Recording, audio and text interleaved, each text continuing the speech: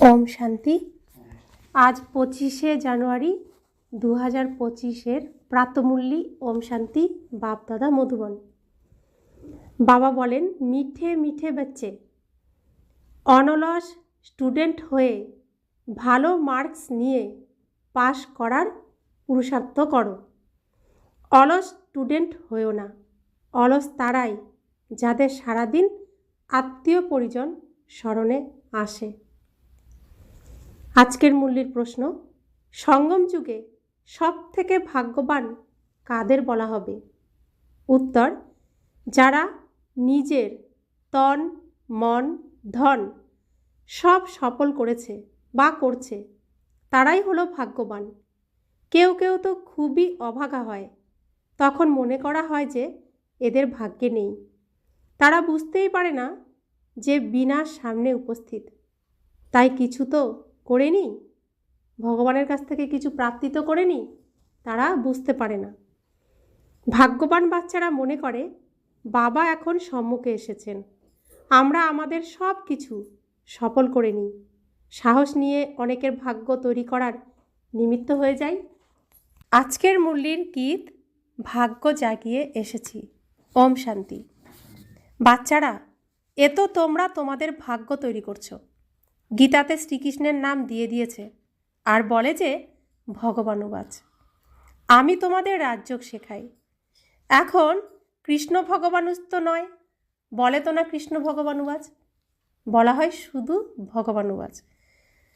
এই কৃষ্ণ আমাদের aim object, তাই শিব ভগবানুবাচ হলো আমি তোমাদের রাজা রাজা বানাই। কৃষ্ণ হলেন আমাদের সামনে লক্ষ্য, কৃষ্ণের মতো আমাদের হতে হবে। আর কে করবেন আমাদেরকে? শিব ভগবান। তাহলে প্রথম প্রিন্স অবশ্যই শ্রীকৃষ্ণ হবেন, বাকি কৃষ্ণ ভগবানুবাচ নয়। গীতাতে কৃষ্ণ ভগবানুবাচ এই শব্দটি নেই, আছে ভগবানুবাচ। কৃষ্ণ তো বাচ্চারা তোমাদের এইম অবজেক্ট, এ হলো পাঠশালা। আমাদের লক্ষ্য কি? আমরা কৃষ্ণ হয়ে যাব আর কৃষ্ণর সাথে প্রথম সিনে এই স্টেজে আসব। ভগবান পড়ান, তোমরা সবাই এখানে প্রিন্স প্রিন্সেস তৈরি হও।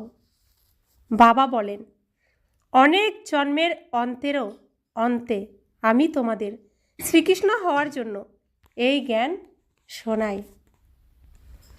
এই পাঠশালার টিচার শিব বাবা, শ্রীকৃষ্ণ নন। শিব বাবাই দৈবী ধর্মের স্থাপনা করেন।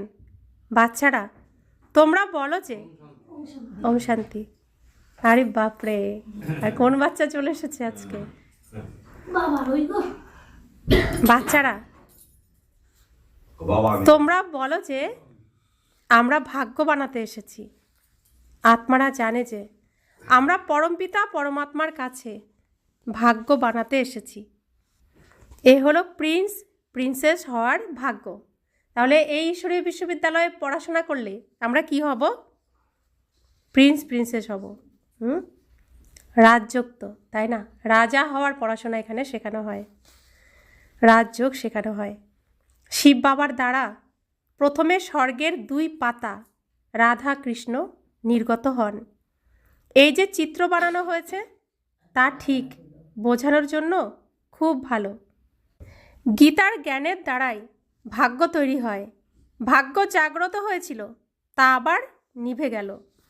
অনেক জন্মের অন্তে তোমরা একদম তমপ্রধান বেগার হয়ে গেছো। এখন আবার তোমাদের প্রিন্স হতে হবে।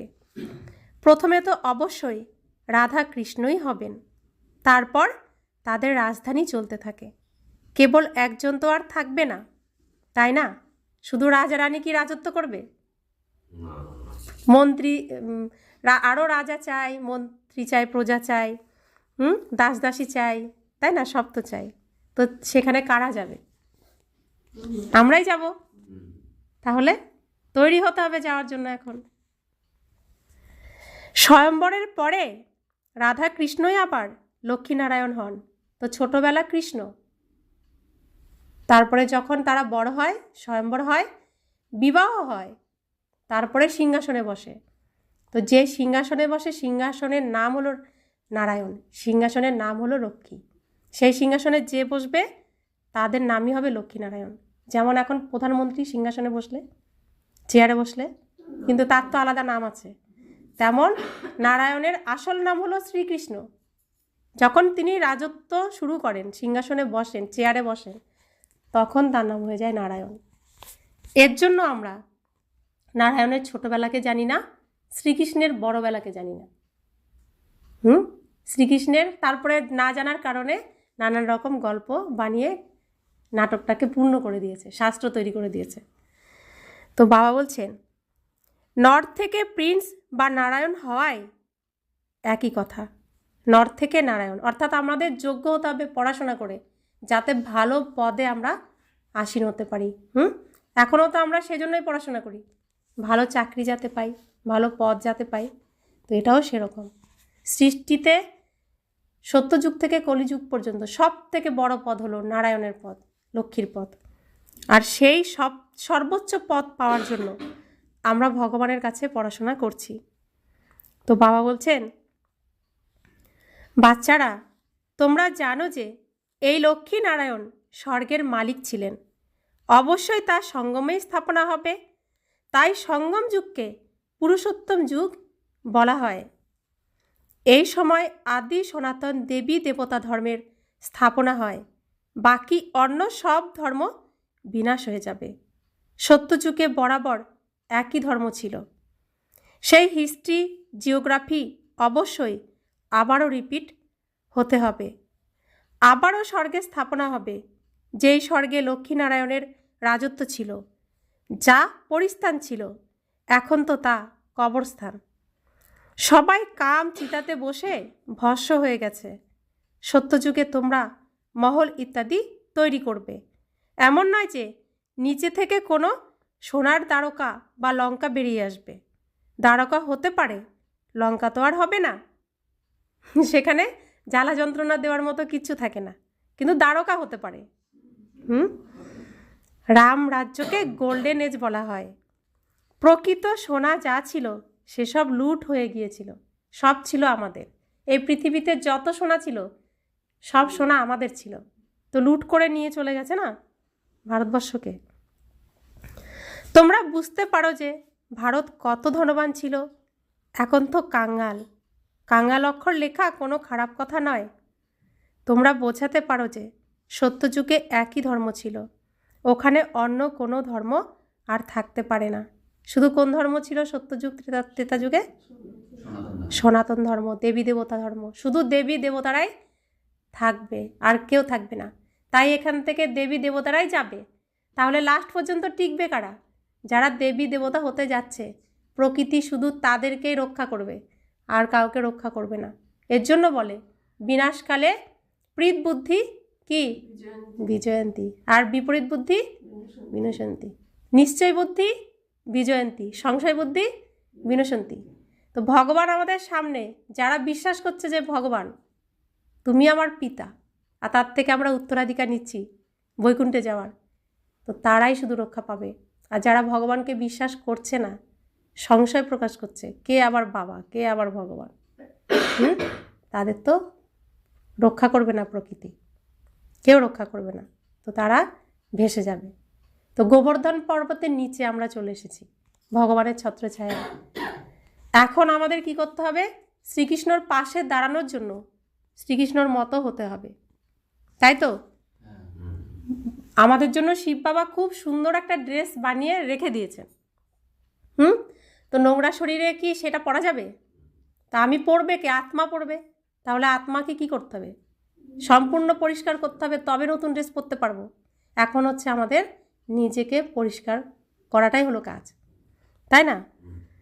তো বাবা বলছেন, কেউ বলে এ কিভাবে হতে পারে? কেবল কি দেবতারাই থাকবে?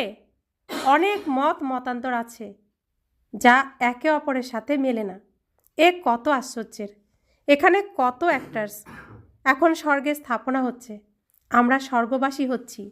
এ কথা যদি স্মরণে থাকে তাহলে সদা হর্ষিত মুখ থাকবে। বাচ্চারা, তোমাদের খুবই খুশিতে থাকা উচিত।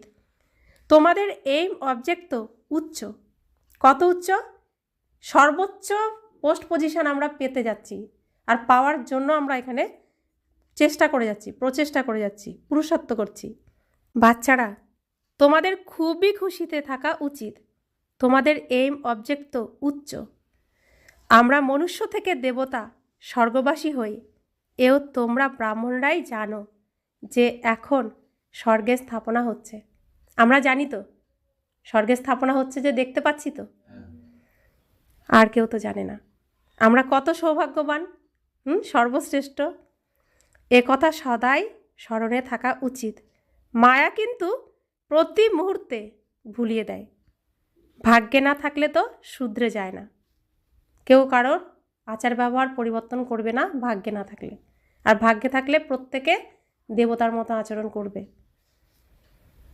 মিথ্যা বলার অভ্যাস অর্ধেক কল্প ধরে রয়েছে, তা আর দূর হয় না। মানুষ মিথ্যাকেও সম্পদ মনে করে, তা ত্যাগই করে না। তাই মনে করা হয় যে এদের ভাগ্যই এমন, বাবাকে স্মরণই করে না। স্মরণও তখনই থাকবে যখন সম্পূর্ণ মমত্ব দূর হয়ে যাবে। তো মোহ, মায়া, কাম, ক্রোধ এগুলো দূর হবে, তখনই ভগবানকে যথার্থ রূপে স্মরণ করা যাবে। সম্পূর্ণ দুনিয়া থেকে বৈরাগ্য। আত্মীয় পরিজনদেরকে দেখেও যেন দেখেইনি, যেমন মেয়েরা আগের জীবন থেকে বৈরাগ্য নিয়ে তবেই তো নতুন জীবন শুরু করে। তো মেয়েদের জীবনটাকে এমন করেছে কেন? কারণ মেয়েদের দ্বারাই ভগবান স্বর্গের দ্বার খুলবে, তাই ট্রেনিং দিয়ে নিয়েছে আগে। তো মেয়েরা সব কিছুর থেকে বৈরাগ্য নিয়েই তো অন্য একটা জায়গায় যায়, নতুন জায়গায় যায়। পারবে এরকম ত্যাগ করতে কোনো পুরুষ মানুষ মেয়েদের মতো? সেজন্য মেয়েদেরকে সমস্ত ভাণ্ডার দেওয়া হয়েছে, জ্ঞানের ভাণ্ডার, শক্তির ভাণ্ডার, ধনের ভাণ্ডার। কারণ মেয়েদের মতো ত্যাগী, ব্রহ্মচারী আর কেউ হয় না। তো বাবা বলছেন, আমরা কি যখন সব ত্যাগ করে আসি তখন আত্মীয় স্বজনকে দেখেও কি দেখি? দেখি না, মনকে একদম তৈরি করে চলে আসি না। তো বাবা বলছেন, বুঝতে পারে যে এরা সবাই নরকবাসী, কবর স্থানী, এ সবই শেষ হয়ে যাবে। তো যে মোহ মায়া ত্যাগ করবে না, গীতার কথা শুনবে না, তারা কি হবে? একদম শেষ হয়ে যাবে। আমাদের এখন আবার ঘরে ফিরে যেতে হবে, তাই সুখধাম, শান্তিধামকেই স্মরণ করতে থাকে। তো আমরা এখন কাকে স্মরণ করি? পরমধাম যেতে হবে বাড়ি ফিরে, আর সুখধামে আমাদেরকে আসতে হবে, এটাই তো এখন চিন্তন। নাকি কলিযুগের রাতে দুঃখ যন্ত্রণা চিন্তন করবো এখনো? ওটাই পছন্দ? ওটা পছন্দ হলে ওটা নিয়েই ভাবো। আর যদি সুখ পেতে চাও তাহলে শ্রীকৃষ্ণকে নিয়ে ভাবো, তার বৈকুণ্ঠকে নিয়ে ভাবো, সেখানে আমি কিভাবে যেতে পারি তা নিয়ে ভাবো। তো বাবা বলছেন, আমরা কাল স্বর্গবাসী ছিলাম, রাজত্ব করতাম, তা হারিয়ে ফেলেছি। তা আমাদের কত সুন্দর মহল ছিল, রাজধানী ছিল, কত ধন সম্পদ ছিল, আমরা কত সুখী ছিলাম, আজকে সব হারিয়ে ফেলেছি। আমরা আবার রাজত্ব গ্রহণ করছি। বাচ্চারা বুঝতে পারে ভক্তিমার্গে কত মাথা ঠুকতে হয়, অর্থ নষ্ট করতে হয়, মানুষ চিৎকার করতেই থাকে, কিছুই পায় না। আত্মা ডাকতে থাকে, বাবা এসো, আমাদের সুখধামে নিয়ে চলো। তাও তা যখন অন্তে খুব দুঃখ হয় তখনই স্মরণ করে। তো কেউ খুব অসুস্থ হয়ে গেলে তখন কাকে ডাকে? তখন আর এত আদরের কেউ আর স্মরণে আসে না। হে ভগবান, কেন গো এত দুঃখ দিচ্ছ?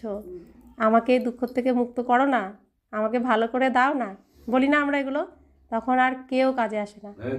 হ্যাঁ, তো বাবা বলছেন, তোমরা দেখেছো যে এখন এই পুরানো দুনিয়া শেষ হয়ে যাবে। এখন এ হলো আমাদের অন্তিম জন্ম।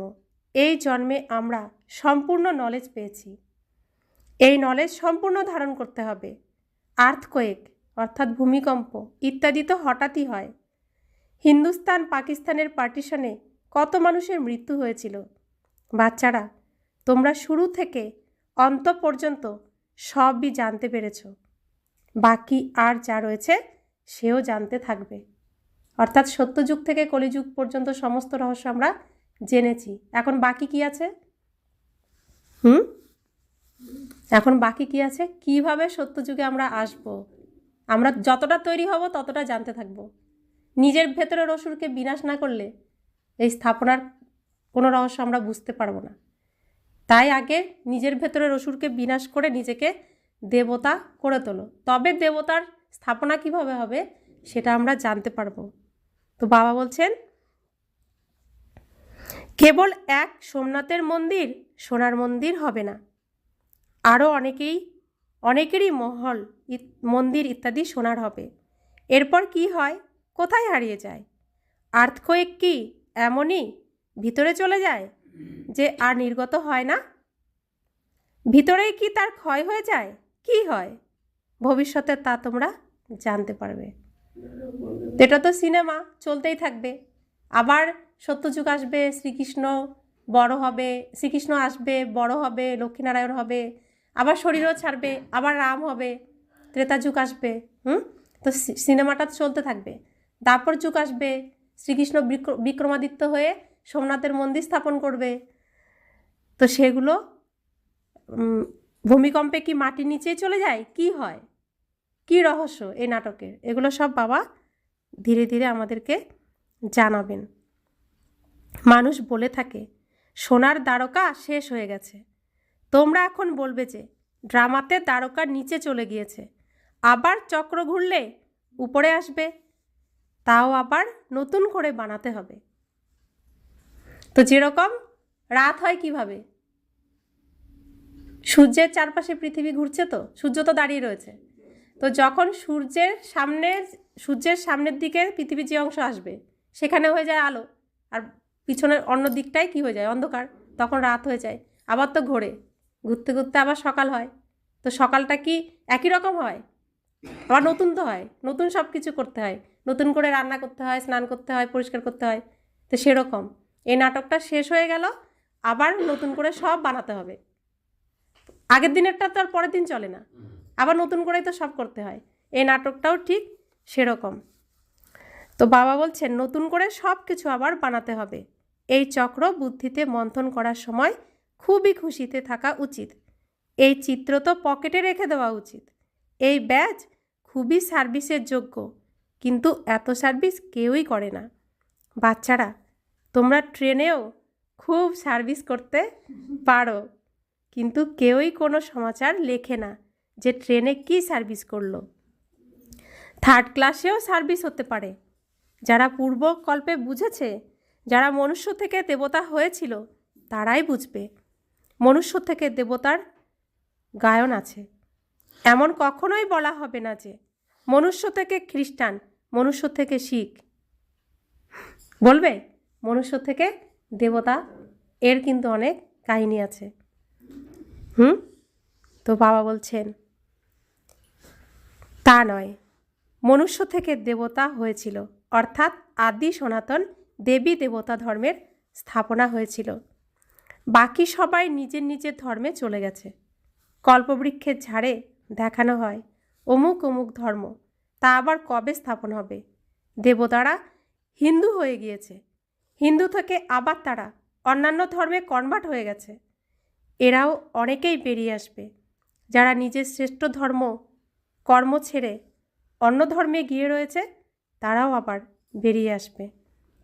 শেষের দিকে যারা অল্প কিছু বুঝবে তারা প্রজাতে চলে আসবে। দেবী দেবতা ধর্মে তো আর সবাই আসবে না। দেবী দেবতা ধর্মে তো সবাই আসবে না। আসবে কতজন? আসবে 33 কোটি। টোটাল 33 কোটি, সত্যযুগে 9 লাখ। তো কত আত্মা আছে এখন পৃথিবীতে? দুষ্ট আত্মাগুলো বাবার সাথে এসছে না, যারা লড়াই ঝগড়া করে, তারা কি দেবী দেবতা হবে? তারা আবার বাবার সাথে গিয়ে বসে থাকবে পরম ধামে। আবার যখন বাবা আসবে, আবার তখন তারা আসবে, এসেই ঝগড়াঝাটি লড়াই এসব লাগিয়ে দেবে। তো কলিযুগে এসব সিন আছে না। তো দেবতা হবে মাত্র 33 কোটি, এত কোটি কোটিও আত্মার মধ্যে থেকে। তাহলে এই 33 কোটি শুধু ভগবানকে বুঝবে, চিনবে, জানবে, আর বাকিরা কিন্তু জানবে না। তো বাবা বলছেন সবাই নিজের নিজের সেকশানে চলে যাবে। তো আমাদের কর্ম অনুযায়ী পরমধামে থাকার আমাদের জায়গা আছে। যে যেমন কর্ম সেই অনুযায়ী সেখানে গিয়ে বসে যাবে। কর্ম অনুযায়ী হিসেব করে বসা হবে। স্কুলে যেরকম রেজাল্টের যেরকম নাম্বার সে অনুযায়ী রোল নাম্বার হয়, ঠিক পরমধামে আমাদের বসার জায়গাও সেরকমভাবেই হয়। তোমাদের বুদ্ধিতে এইসব বিষয় আছে। মানুষ দুনিয়াতে কি না কি করতে থাকে, আনাজের জন্য কত ব্যবস্থা রাখে, বড় বড় মেশিনও লাগায়, কিন্তু কিছুই হয় না।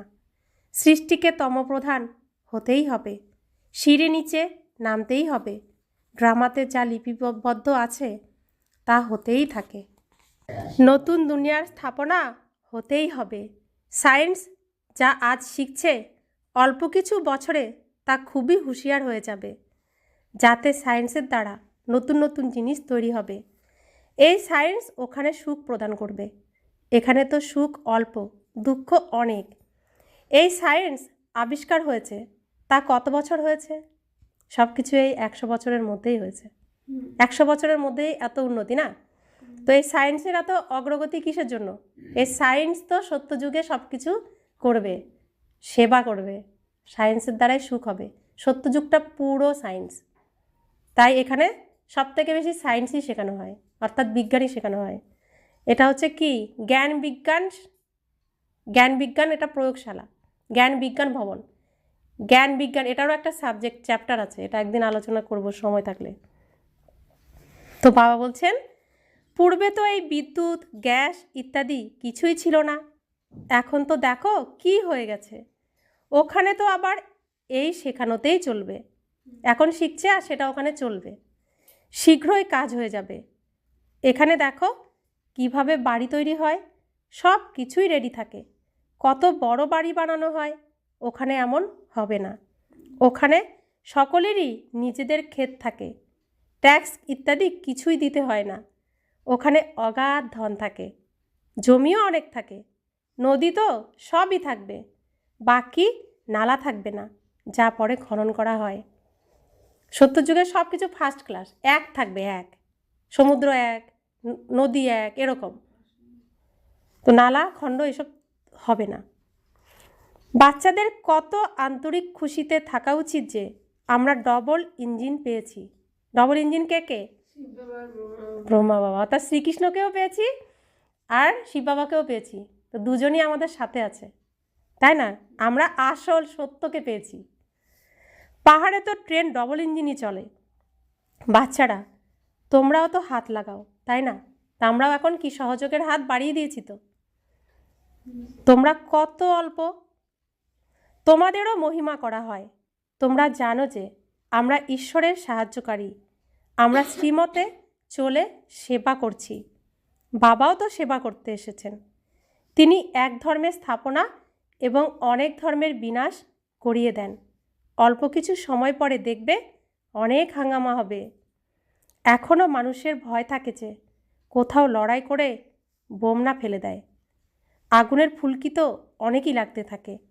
মানুষ প্রতি মুহূর্তে নিজেদের মধ্যে লড়াই করতে থাকে। বাচ্চারা জানে যে এই পুরানো দুনিয়া শেষ হয়েই যাবে, তারপর আমরা নিজেদের ঘরে ফিরে যাব। এখন 84 জন্মের চক্র সম্পূর্ণ হয়ে এসেছে, সবাই একত্রে চলে যাবে।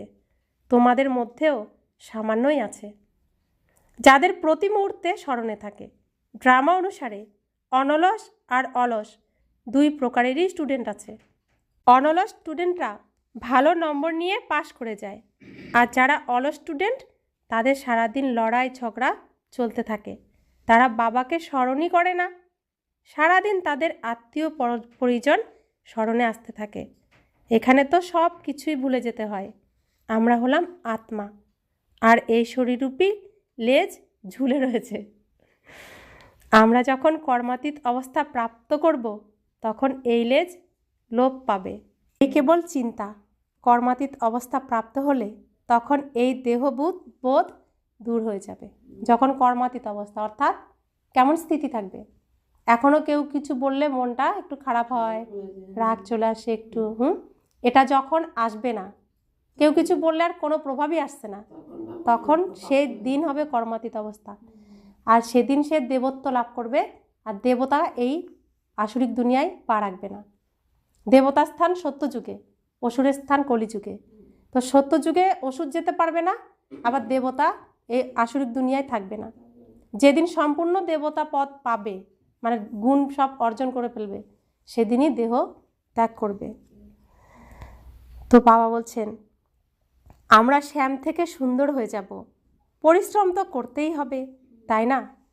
প্রদর্শনীতেও দেখো মানুষ কত পরিশ্রম করে।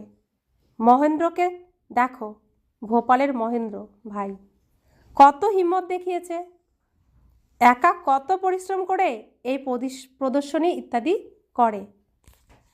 তো প্রদর্শনী করলে কি হবে, অনেকে বাবার কথা জানতে পারবে, তার মধ্যে যারা এই কুলের তারা তো ঠিকানা পেয়ে যাবে, চলে আসবে না, সেজন্য প্রদর্শনী করতে হয়। পরিশ্রমের ফলও তো প্রাপ্ত হবে। একজন কত ম্যাজিক করে দেখিয়েছে, কতজনের কল্যাণ করেছে, আত্মীয় পরিজনদের সাহায্যেই কত কাজ করেছে, এ তো জাদু। আত্মীয় পরিজনদের সে বোঝায় যে অর্থ ইত্যাদি সব এই কার্যে লাগাও, রেখে কি করবে? সাহস নিয়ে সেন্টারও খুলেছে, কতজনের ভাগ্য তৈরি করেছে। এমন 5-7 জন যদি বের হয়, তাহলে কত বড় সার্ভিস হয়ে যাবে।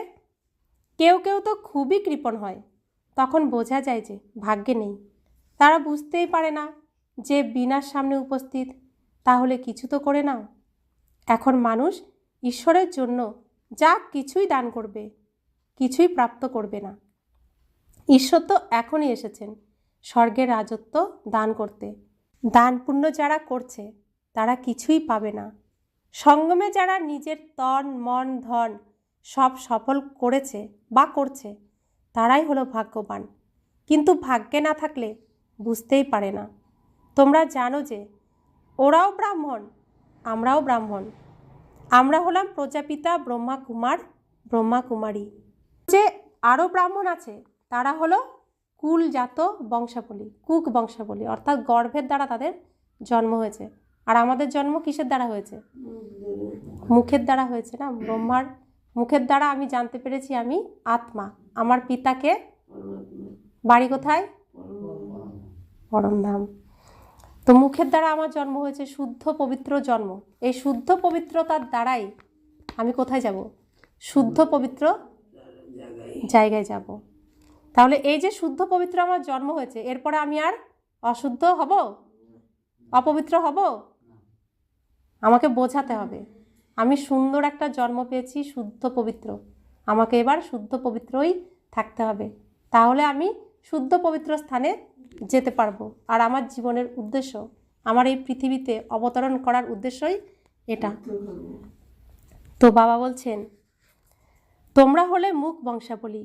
শিব জয়ন্তী সঙ্গমে হয়। এখন স্বর্গ তৈরির জন্য বাবা মন্ত্র দান করেন। কি মন্ত্র? মন মনা ভব, অর্থাৎ মনে মনে ভাবো। এর জন্য ঘণ্টা লাগবে না, কাসর লাগবে না, শঙ্খ লাগবে না, নৈবেদ্য লাগবে না, নতুন বস্ত্র লাগবে না, ধূপ লাগবে না, দীপ লাগবে না। কি লাগবে? শুধু মন লাগবে, মন। আমাকে স্মরণ করলে তুমি পবিত্র হয়ে পবিত্র দুনিয়ার মালিক হয়ে যাবে। এমনভাবে যুক্তির দ্বারা পর্চা ছাপানো উচিত। দুনিয়াতে তো অনেকেরই মৃত্যু হয়, তাই না? যেখানেই কারোর মৃত্যু হবে সেখানেই পর্চা বিরানো উচিত। বাবা যখন আসেন তখনই পুরানো দুনিয়ার বিনাশ হয়, আর তারপরে স্বর্গের দ্বার খুলে যায়। কেউ যদি সুখধামে যেতে চায় তাহলে তার মন্ত্র হলো মন মনা ভব। মনে মনে শুধু ভগবানকে ভাবো, স্মরণ করো। এমন রসযুক্ত ছাপা পর্চা যেন সকলের কাছে থাকে। তোমরা শ্মশানেও বিতরণ করতে পারো। বাচ্চাদের সার্ভিসের শখ থাকা চাই। সার্ভিসের উপায় তো অনেকই বলে দেওয়া হয়। বাবা কত যুক্তি বলে দেন, পয়েন্ট বলে দেন, আমরা যাতে সেবা করতে পারি। এ তো খুব ভালোভাবে লিখে দেওয়া উচিত। এইম অবজেক্ট তো লেখাই আছে। বোঝানোর জন্য খুব ভালো যুক্তির প্রয়োজন। আমাদের এইম অবজেক্ট কি? এম কি অর্থাৎ লক্ষ্য কি? লক্ষ্য লক্ষ্মী নারায়ণ, নারী হবে লক্ষ্মী আর নর হবে নারায়ণ। কি হবে? পাণ্ডবরা বলবে আমাদের লক্ষ্য কি? নর হবে নারায়ণ আর নারী হবে লক্ষ্মী। আর এটাকেই আমাদের খুব যুক্তি আর বুদ্ধি সহকারে খুব মিষ্টিভাবে বোঝাতে হবে, এটাই আমাদের উদ্দেশ্য।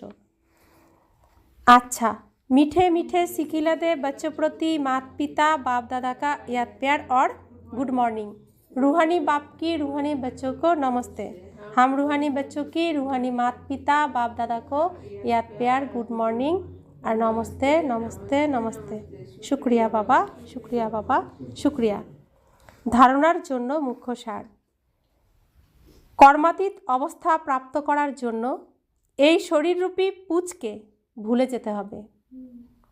আমরা আত্মা এই শরীরের উপরে থাকি, শরীরটা লেজের মতো ঝুলছে। তো আমরা সম্পূর্ণ হয়ে গেলে তাহলে এই লেজটা কী হবে? খসে পড়ে যাবে। এক বাবা ব্যতীত কোনো আত্মীয় পরিজন যাতে স্মরণে না আসে তার জন্য পরিশ্রম করতে হবে। অর্থাৎ গীতার প্রথম অধ্যায় আমাকে প্রথমে ধারণ করতে হবে। গীতার প্রথম অধ্যায়ে যা বলা আছে আমাকে তেমন আগে চলতে হবে।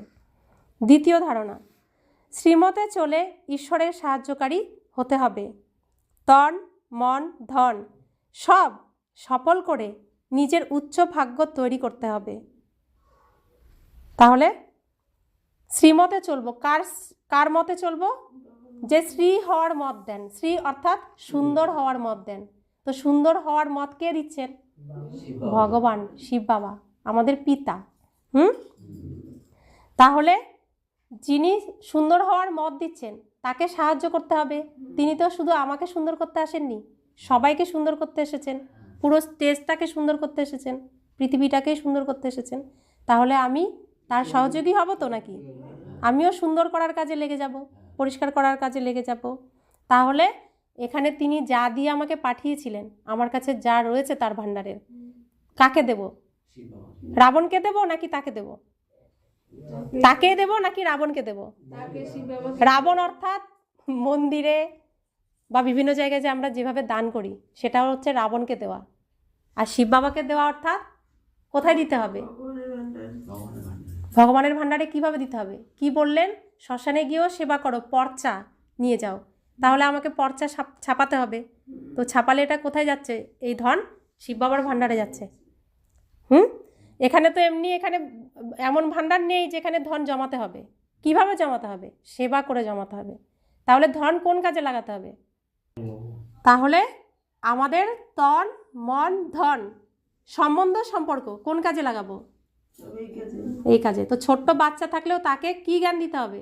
পরমাত্মার কথা তাকে বলতে হবে, শোনাতে হবে, তাকেও এই যজ্ঞে অর্পণ করতে হবে। না হলে এই সিনে কোনো না কোনো জায়গায় আমাকে অংশগ্রহণ করতেই হবে। হয় বিনাশের, না হলে স্থাপনার। হয় পাণ্ডব হব, না হলে কৌরব হব। আর যাদব তো ওদিকে রয়েছে এই বিদেশে। যাদব তো নিজেরা মারামারি করছে, লড়াই মিসাইল দ্বারা করছে। আর আমাদের ভারতবর্ষে আমরা কৌরব হব না পাণ্ডব হব? কোনটা হব? ভগবানের ছত্রছায়া থাকবো নাকি ছত্রছায়ার বাইরে থাকবো? তা আমার শিশু বাচ্চা যে, তাকেও আমাকে বোঝাতে হবে। বাড়িতে যারা যারা আছে প্রত্যেককে বোঝাতে হবে। তো এই সম্বন্ধ সম্পর্ককেও এই যজ্ঞেই দিতে হবে। তো বোঝাতেও হবে না আমাদেরকে। তো বরদান, কর্মভোগরূপী পরিস্থিতির আকর্ষণকেও সমাপ্ত করে সম্পূর্ণ নষ্ট মোহ ভব। এখনো পর্যন্ত প্রকৃতির দ্বারা পরিস্থিতি অবস্থাকে নিজের প্রতি কিছু না কিছু আকর্ষণ করে। সব থেকে বেশি নিজের দেহের হিসেব নিকেশ বাকি থাকা কর্মভোগরূপে আগত পরিস্থিতি নিজের প্রতি আকৃষ্ট করে। এই আকর্ষণও যখন সমাপ্ত হয়ে যাবে তখন বলা হবে সম্পূর্ণ নষ্ট মোহ। যে কোনো দেহের বা দেহের দুনিয়ার পরিস্থিতি স্থিতিকে টলাতে পারবে না। এ হলো সম্পূর্ণ স্টেজ। এই স্টেজ পর্যন্ত যখন পৌঁছে যাবে তখন সেকেন্ডে নিজের মাস্টার সর্বশক্তিমান স্বরূপে সহজেই স্থির হতে পারবে। তাহলে আমরা যোগ কতটা করেছি? বাবা কি বলেছেন? যোগের দ্বারা তোমাদের বিকর্ম বিনাশ হবে। আর বাবা চার্টে কি দিচ্ছেন? 1 ঘন্টা সেন্টারে এসে যোগ করেছো, 4 ঘন্টা মনসা সেবা দিতে হবে। তাহলে কতটুকু আমরা সেবা করেছি? বাবার থেকে শক্তি ভরে এই বিশ্বকে, সম্পূর্ণ বিশ্ব প্রকৃতিকে কতক্ষণ আমরা এই সকাশ দিয়েছি, বাবার লাইটের কিরণ দিয়েছি। তাহলে করেছি কি? করেছি আমরা? যদি না করি আমাদের বিকর্ম বিনাশ হয়নি। তো বিকর্ম বিনাশ যেহেতু সহজভাবে আমরা করলাম না, বাবার কথা শুনলাম না, মানলাম না, তাহলে কিসের দ্বারা এখন বিনাশ হবে? শরীরের কর্মভোগের দ্বারা হবে। তার জন্য রেডি থাকতে হবে। তো কর্মভোগ আসলে তখন কষ্ট পাচ্ছি, ও বাবা গো, মরে যাব গো, এগুলো বলা কি? শরীরকে অপমান করা। তো তুমি যোগ করছো না কেন? কে বারণ করেছে? যেমন কর্ম তেমন ফল। এক হচ্ছে এই যে বাবা আদর করে, যখন আমি তাকে স্মরণ করছি, তিনি আদর করে আমাকে স্নান করে দিচ্ছেন না, সুখ দিচ্ছেন, শান্তি দিচ্ছেন, প্রেম দিচ্ছেন, আনন্দ দিচ্ছেন। তো আমার বিকর্ম পরিষ্কার হয়ে যাচ্ছে। সুখ দিচ্ছেন তো দুঃখ দূর হচ্ছে, শান্তি দিচ্ছেন তো অশান্তি দূর হচ্ছে, প্রেম দিচ্ছেন তো অপমান, অভিমান, ঈর্ষা, হিংসা দূর হয়ে যাচ্ছে, আনন্দ দিচ্ছেন তো আমার দুশ্চিন্তা, হতাশা, অনিদ্রা এসবগুলো দূর হচ্ছে, জ্ঞান দিচ্ছে তো কুসংস্কার, অজ্ঞানতাকে দূর করছে, পবিত্রতা দিচ্ছে তো অপবিত্রতাকে দূর করছে, শক্তি দিচ্ছে তো রোগ শোক দুর্বলতাকে দূর করছে। তো এটা বাবা তো আদর করে দিচ্ছে। তা আমি আদর পছন্দ না করলে তখন তো খেতে হবে মার। তো এটা হচ্ছে যোগ। যত যোগ করব তত আমি এই যে শরীরের শাস্তি, এই কর্মভোগের থেকে আমি রক্ষা পাবো। সেই জন্য যোগ করতে হয়। তো যে যে যোগে ফাঁকি দিয়েছে তাকে এই কর্মভোগে আসতে হবে, আর যে যে যোগের দ্বারা বিকর্ম বিনাশ করেছে তার এই কর্মভোগে আসতে হবে না। যে কোনো উপায়ে তুমি তোমার মাথার উপরের পাপের বোঝাকে নামাতেই হবে। তো বাবা তো নিতে এসেছেন, তুমি দিতে পছন্দ করছো না, তো বাবা কি করবেন? তখন তো একটু বাবাকেও কঠোর হতে হবে। ধর্মরাজ পুরী সাজা তো খেতেই হবে না? সেজন্য যখন সাজায় আসব তখন যেন চিৎকার না করি, তখন মুখ বুঝে সহ্য করতে হবে। কারণ ভালোবেসে যখন বাবা বলেছেন তখন মুখ বুঝেই তার কথা শোনোনি।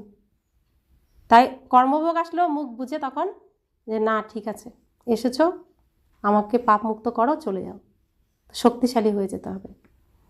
স্লোগান: পবিত্রতার ব্রত সব থেকে শ্রেষ্ঠ সত্যনারায়ণের ব্রত, এতেই অতীন্দ্রিয় সুখ সমাহিত থাকে। তো পবিত্র, আমরা যে ব্রাহ্মণ জীবনে জন্মগ্রহণ করলাম, কিসের দ্বারা জন্মগ্রহণ করলাম? পবিত্র জন্ম হলো না?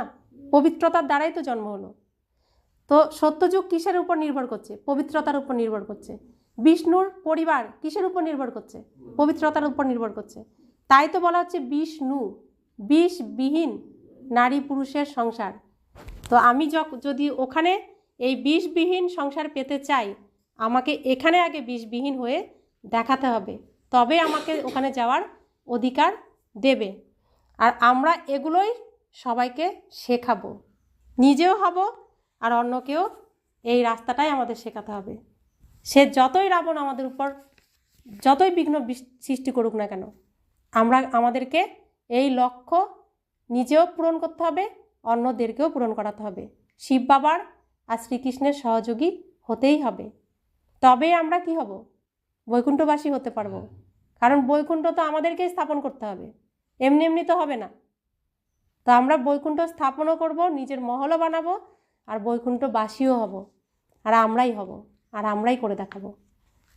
আজকের অব্যক্ত ইশারা: নিজের শক্তিশালী মনসার দ্বারা সকাশ দেওয়া সেবা করো। মনের সেবা হলো অসীম জাগতিক সেবা। তোমরা যত মনসার দ্বারা, বাণীর দ্বারা স্বয়ং স্যাম্পেল হতে পারবে, তখন স্যাম্পেলকে দেখে সকলে শীঘ্রই আকৃষ্ট হবে। কোনো স্থূল কার্য করার সময়ে মনের দ্বারা ভাইব্রেশন ছড়িয়ে দেওয়ার সেবা করো। কোনো বিজনেসম্যান যেমন স্বপ্নেও নিজের বিজনেস দেখতে থাকে, তেমনই তোমাদের কাজ হলো বিশ্ব কল্যাণ করা। এ হলো তোমাদের অকুপেশন। এই অকুপেশনকে স্মৃতিতে রেখে সদা সেবাতে বিজি থাকো। তো বাবা ব্যবসা করতে বলছেন, যত দান করবে তত তোমার ভাণ্ডার ভরপুর হবে। যা এই পৃথিবীর নিয়ম হচ্ছে লেনদেনের, যা দেব তাই পাবো। আর আমি এই প্রকৃতির মধ্যে, সমস্ত আত্মার মধ্যে, সমস্ত তত্ত্বের মধ্যে যখন সুখ, শান্তি, প্রেম, আনন্দ, জ্ঞান, পবিত্রতা, শক্তি ছড়িয়ে দেব, তো রিটার্নে আমি এগুলোই পাবো। তাহলে আমি তাড়াতাড়ি কি হব? রাবণের মায়াজাল থেকে মুক্ত হয়ে যাব, ভরপুর হয়ে যাব, কর্মাতীত অবস্থা প্রাপ্ত করব না? এটাই হচ্ছে আমাদের এখন ব্যবসা। এই ব্যবসাই করতে হবে। ওম শান্তি।